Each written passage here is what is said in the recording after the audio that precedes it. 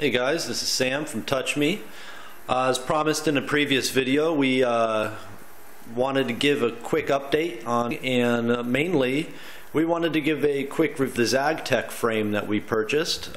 We picked it up and we wanted to share our thoughts and feelings on it. First of all, let's go over the dimensions a little bit. You can see on our frame here, we've got it just basically stuck to the surface. We've got our glass is flush mounted to the surface of our frame, and we've taken the IR frame here and just mounted it directly to the top. So let's start by taking a little look. I hope my camera can do a good job of looking at this thing here.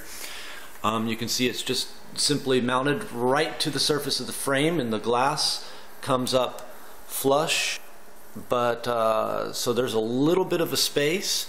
In fact, the frame itself, you can see here, wish I had a better camera for this, but we'll have to make do. It's almost a centimeter high, the frame.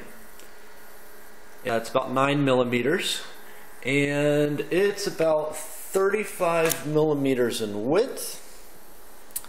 And I noticed that the construction itself was extremely sturdy. It's very, very well put together. It didn't look like it was kind of snapped into place or anything like that. The U-channel that all of the components are placed into is a one solid piece, and all of the components are slid into it. I was kind of half expecting kind of a U-channel that was snapped together, but nope, this was one solid piece. Everything's put together. Very well constructed, has a really kind of a great machined finish to it. Of course, the phone doesn't do it justice, but really, really great stuff here. Now, from unboxing till actually, plugging it in and using it, took about 10 minutes at the most. It is extremely easy to put together. As you can see down here in the corner, there is one single USB. That's all the hardware that this requires. It doesn't have like an external plug or anything like that. It's all USB powered. And then one piece of software. It's called Zaag Server. I was kind of confused at first. I installed it and it didn't pick up my device right away, but I did a reboot. So if you guys pick these up, make sure you reboot your computer. By the way, we're using 64-bit. Windows 7 on Mac Mini. You can see the little Mini down there.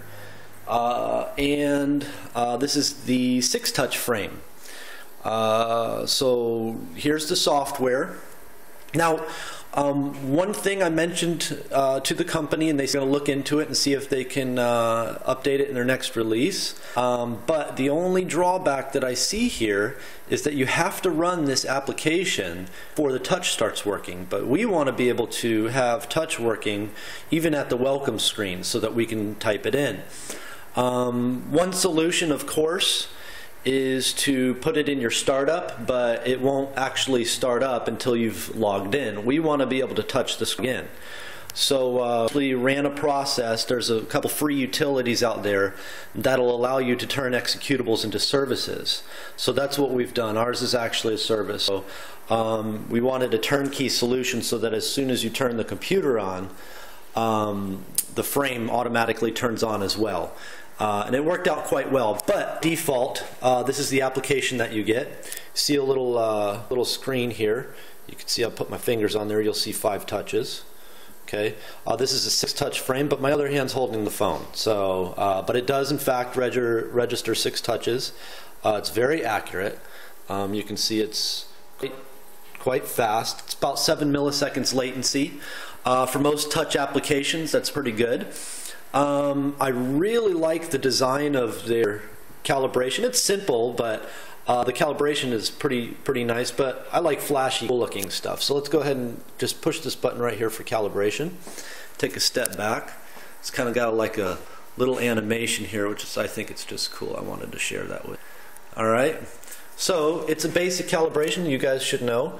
You just touch the point, it closes down over your finger, and then it tells you to move on to the next point. So this is a 4-point calibration.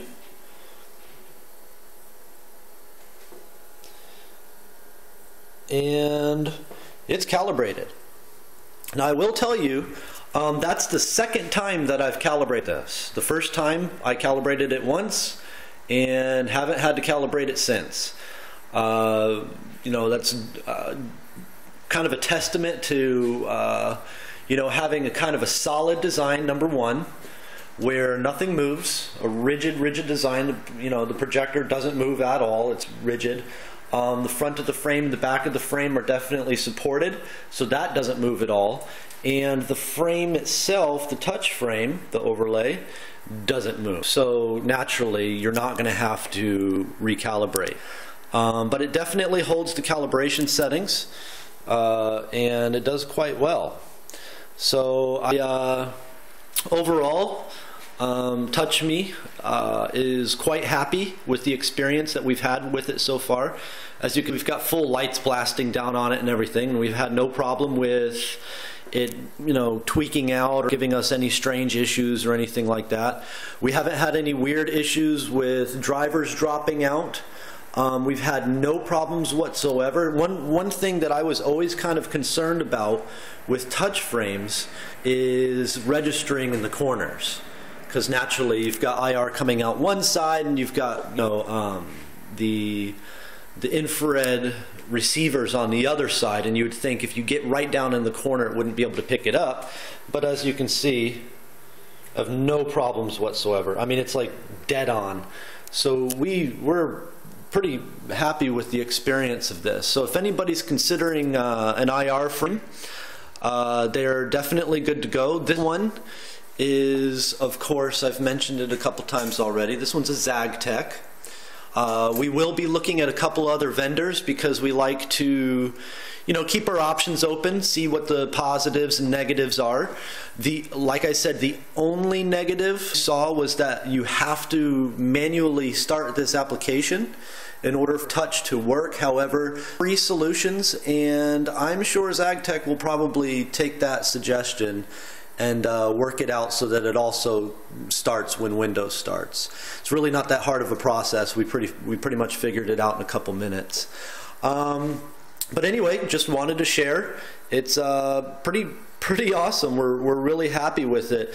It definitely will help to create kind of, you know, smaller, more compact solutions. If you didn't want to necessarily project, you could always lay these over a television and have the full, you know, HD experience along with touching. Again, the strong points: very rugged, extremely easy to set up. You know, we haven't had any issues with calibration. Like I said, this is only the second time I've calibrated, and we've used this thing a ton already. So far, it's a great product.